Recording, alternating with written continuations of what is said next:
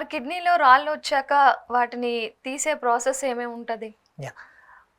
అన్ని kidney stones తీయాల్సిన అవసరం లేదండి. జనరల్‌గా మా దగ్గరికి వచ్చేవాళ్ళు రొటీన్‌గా అల్ట్రాసౌండ్ తీయించుకొని మాకు ఈ స్టోన్ ఉంది అని వస్తుంటారనమాట. కిడ్నీ లోపల ఉన్న స్టోన్స్ జనరల్‌గా పెయిన్ ఉండవు.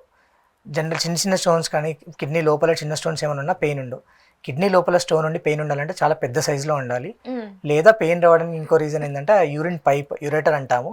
ఆ యూరిన్ అది చాలా సన్నమైన పైప్ అనమాట. అందులో ఏమైనా స్ట్రక్ అయినప్పుడు పెయిన్ వస్తుంటుంది అనమాట. అంటే ఆ కిడ్నీలో రాళ్ళు ఇలా స్లిప్ అయ్యి కింద పడిపోతున్న ప్రాసెస్ లో కొంచెం పెద్దగా ఉన్నప్పుడు అందులో స్ట్రక్ అయిపోతాయి. అప్పుడు పెయిన్ వస్తుంది అనమాట. అలా పెయిన్ వచ్చినప్పుడు ఆ సిటీ స్కాన్ చేసి చూసుకొని ఆ స్టోన్ ఎక్కడుంది, ఎంత సైజులో ఉంది చూసుకొని దాన్ని బట్టి ప్రొసీజర్స్ ఉంటాయి అనమాట. కింద నుండి ఉంటే వేరే ప్రొసీజర్ ఉంటుంది, కిడ్నీ లోపల పెద్ద స్టోన్ ఉంటే వేరే ప్రొసీజర్ ఉంటుంది అనమాట. సులువైన పద్ధతిలో ఏది తీయడానికి అవ్వదు. ఏదైనా కూడా సర్జరీ కాబట్టి కష్టంగానే ఉంటుంది. అంత దూరం తెచ్చుకోకుండా చిన్నగా ఉన్నప్పుడే ప్రికాషన్ తీసుకోవడం బెటర్. ఓకే. అంటే చిన్నగా ఉన్నప్పుడు అనేది మనకి తెలియని విషయం కదా, మనకి బాడీలో తెలియదు కదా, ఏవో టెస్ట్లు చేస్తే గానీ తెలియదు. ఎగ్జాక్ట్లీ.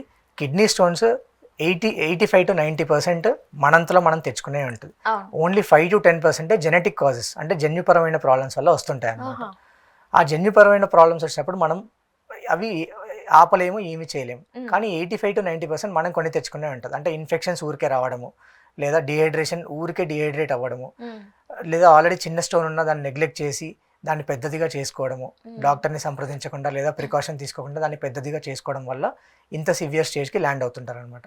ఆ స్టోన్ అక్కడ స్ట్రక్ అయినప్పుడు, యూరిన్ పైప్లో స్ట్రక్ అయినప్పుడు ఏం చేస్తుంది అంటే ఆ యూరిన్ ఏదైతే కిడ్నీ నుండి ఆ పైప్లోకి వచ్చి కింద నుండి బయటికి రావాలో అదంతా జామ్ అయిపోయి కిడ్నీ వాపు రావడము అలాంటిది ఉంటుంది అనమాట. అప్పుడు ఎమర్జెన్సీగా సర్జరీ చేయడము, క్రియాటినిన్ ఎక్కువ ఉంటే డయాలసిస్ చేయడం లాంటివి కూడా అవసరం పడుతాయి. ఓకే.